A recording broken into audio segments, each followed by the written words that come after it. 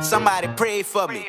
Somebody stayed up all night and begged God to make sure I made money. I was so down bad, headed the worst. I had to look at my dog and it hurts. I kept it G, put my life in a verse. Still can't believe I broke the curse. Look, I came from robbing and jacking, from trapping and rapping. Ain't nothing that I didn't do. Didn't have no food in my stomach, you know how that feel. We was starving, to tell you the truth. I used to steal all my clothes, still got all the hoes. It was crazy, but we made it through. Think I be capping, on God I was jacking. Go ask the streets, cause they got the proof. So good, yeah, yeah, yeah.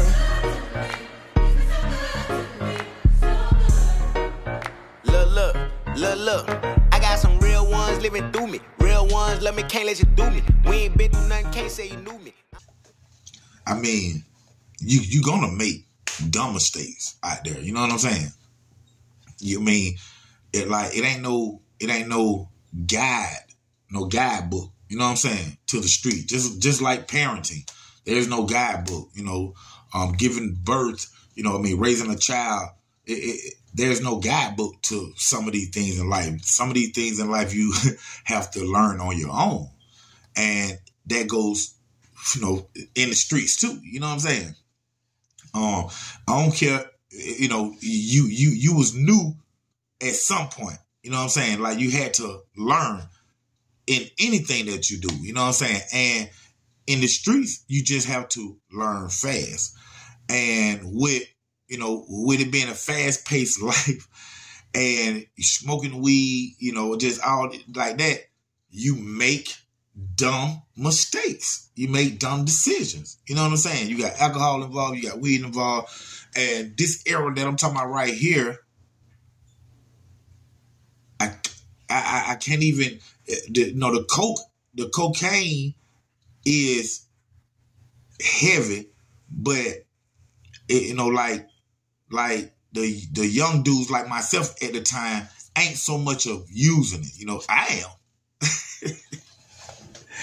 But most of the cats that was my age wasn't using it at the time. I think I was just fresh. I'm gonna say fresh out of the youth development center because I got out. I was like 16. So we talking about right up in that 18 to 20 era of my life.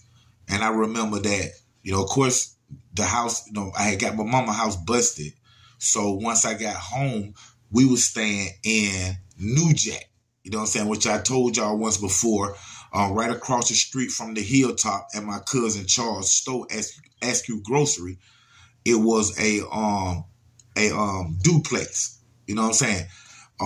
And we didn't, you know, like back in them days, we didn't even call them that. We, you know, like, we didn't even really have no name for them and stuff. But it was like,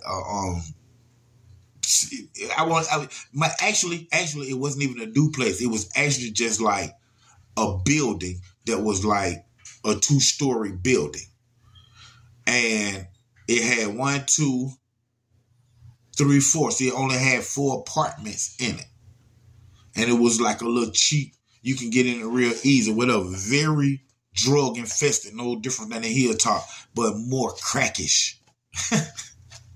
This real talk, man. I mean, like the junkies be in the hallway or whatever. But, and it's just a building. You know what I'm saying? So it's just 2 upstairs, 2 downstairs. So, you know, you don't go nowhere. Upstairs, down, you know, like that. So, and then you had a door that closed the whole building. Like that front door that closed the whole building. And you open the front door, like you go in and you open the front door, you got a door here, door there, go upstairs, two little things of stairs, by 7 stairs apiece. Boom, boom. Then you got 2 more doors up there. That's the type of building it was, you know what I'm saying? But of course it housed 4 apartments.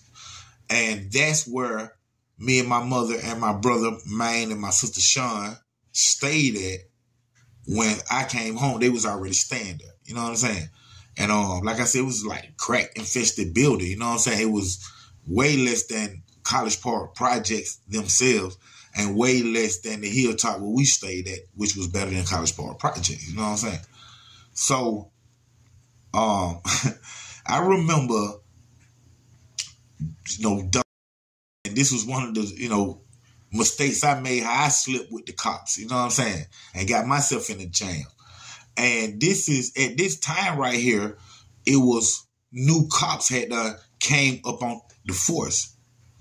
And the cops that once chased me and was after me, they are like detectives, burglary, homicides. They all over there now, you know, with ranks and stuff, you know what I'm saying, at the same time. So you have the new rookies or however patrolling the area, you know what I'm saying? So I always had a name. So, you know, like always, you know, coming out, you know what I'm saying? So from 13 to where I'm at now, you know what I'm saying, I'm who I am. You know, I went through that whole thug stage, and this is like the crossover time from thug to you get your first O in your OG, you know what I'm saying? So I'm still like in thug. I ain't made it to OG yet at this time in my life because, like I said, I'm young. You know what I'm saying? In between 18 and 20, you know what I'm saying, when this incident happened. But I still have a rep. And from the homies on the block to the cops know who I am and how I rock. So it respect on both ends, just like I give both ends respect. So I look out the window one day. I'm in my apartment, well, my mom's apartment, me and my sister, my brother. Man, rest in peace, love you, boy. I miss you, bye.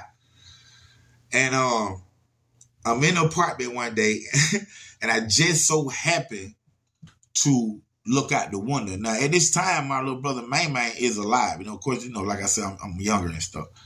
I looked out my window, and we stayed on the second floor of this building at the top. So I'm looking down into the street. My cousin's store is across the street, and right next to my cousin's store is the Hilltop Apartments. And we, like, right across the street from all that, isolated right here, this building. So very, like I say, very crack infested building. So the police constantly patrolling that area, just like the projects in the Hilltop. But this area right here is known for like alcoholics and junkies, crackheads. You know what I'm saying? So when the police come over to this side of the street, they know that they gonna find a crackhead, a shooter, some dope, just, you know, beer, liquor, you know, stuff like that. So I happen to look out the window and I see a cop don't pull it up and got out the car. So I look away for a quick second, but then when I look back, I see that they got my youngest brother up under my brother who's dead now, Man. My youngest brother name is B. You know what I'm saying? So I look out the window, I said, hold on, man. These folk got my brother. And I'm looking at the cop, and the cop is like a new rookie cop who don't know who my brother is and know who we are. Because if they knew, if it was a cop that knew who we are, they wouldn't even did that to my brother. You know what I'm saying? So this is a cop that don't know us. So he got my little brother in a jam, got his hands on him. You know what I'm saying? My brother like, hold on, man, like that, pulling away from him. So then I, like, hold on, he got my little brother now. So I go out the door. Had just finished smoking. Go out the door, bam. Down that flight of stairs, I'm coming out the main door. Hey, hold on, man. Hey, man, take your hands off my brother, man. And the way I came out, it was so aggressive that I straight got his attention because, like, you know, some dude just coming out the house, he let the brother go and trying to, because he looked more aggressive. My brother trying to run because he, you know, he got yams on him or whatnot. I come out the door like, hey, bro, take your hands off my brother, bro. He ain't did nothing. He just came up here, which that was the truth. My brother had just got out the car. Started talking to some guys, some of our partners. The police pulled up on the College Park police, rookie cop. Hey, bro, take your hands off my brother. Hey, right now. Hey, but you don't even know who he is, but don't you? And when we get right there, like I say, the police focused on me.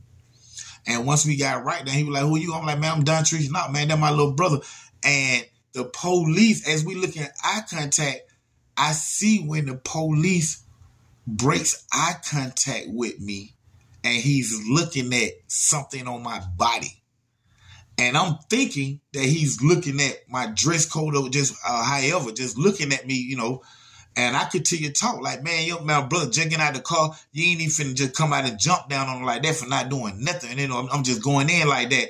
And then as he keep looking, now I feel uncomfortable like, what are you looking at? And I look down at my pocket. I had on the hoodie like this right here. I look down at my pocket and a little 1/4 ounce of weed sticking out.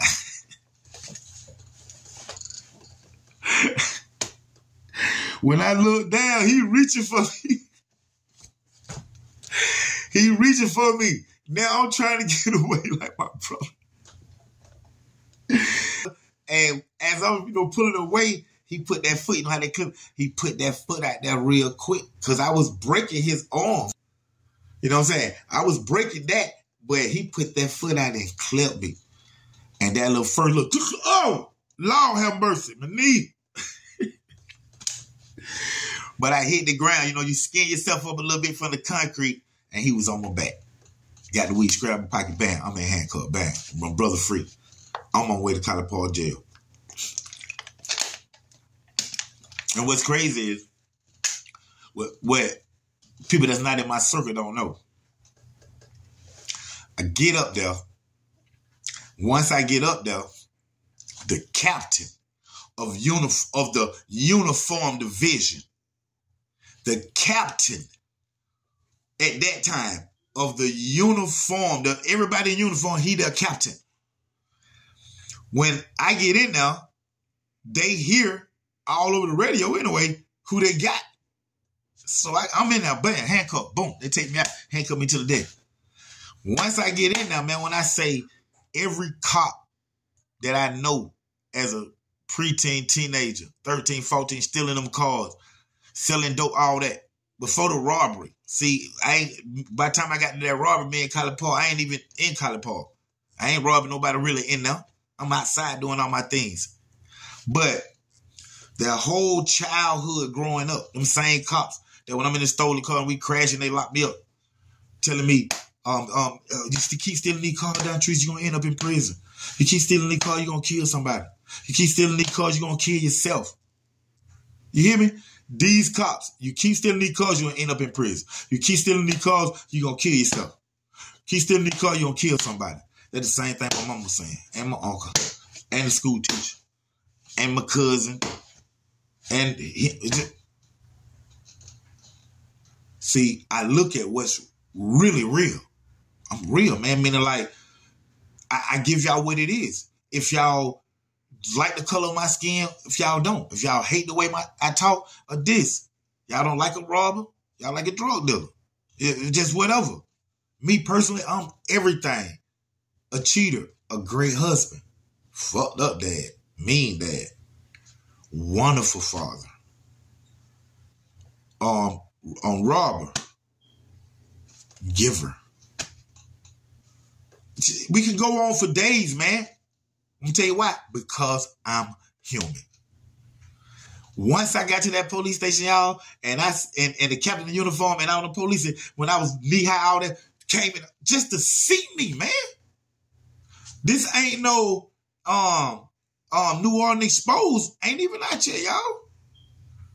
I ain't did nothing but Untouchable. You know, 2, 3 albums Untouchable. Got the little fight right there. But street cred and respect at the same time, man. They all rushing out. That treat, what you been up to? Oh, boy, you look old. Boy, you look fat. Boy, oh, boy, hey, man, I heard that little thing. I heard the music, man. What you doing now? Man, these folk just messing with my brother, man. Caught me with a little quarter of weed. I was gonna smoke it anyway. Man, how much weed you been selling out there, Don Tree? Bro, sell it. Man, you know how much I smoke? Man, for real? Man, that was my weed that I finished smoking all that. He just caught me when I finna leave. I just bought it. I was finna leave and go home. Hey, what you want to do with him? Who the captain asking is the cop friend of mine. The police who locked me up, he's standing right there too. The lady friend, she his sergeant. The regular cop who's the rookie, besides the captain of uniform division who used to chase after me in stolen car when he was a rookie cop. These same cops that I'm telling y'all about, that used to lock me up when I was a juvenile and for dope and for weed and for stolen cars and all that stuff. These same cops that be like, Treese be talking to these cops, man, he'll snitch. When the cops just say, hey, man, how you doing today? Hey, man, you know, is Miss Scarlett your auntie who work at the cleaners on up there? Yeah. And yeah, they say, oh, you know, she's very nice. Man, what happened to you, Treese? Just that conversation right there. And somebody see us talking, I'm a snitch. But these the same cops that when I was at my brother's funeral and I happened to look back at everybody, I see a whole row of College Park police officers. Half on them locked me up. Half on don't even know me. Just came in respect. Had like a whole row. It never College Park police officer, man. For my brother. Man, he used to run after them. He done shot at them a whole bunch of... Come on, man. Come on, man. That cop looked at, that captain looked at the sergeant and said, so what we gonna do with her? She was like, I'll take him home. And I walked straight up out that thing. Didn't tell on nobody. It was just Treese.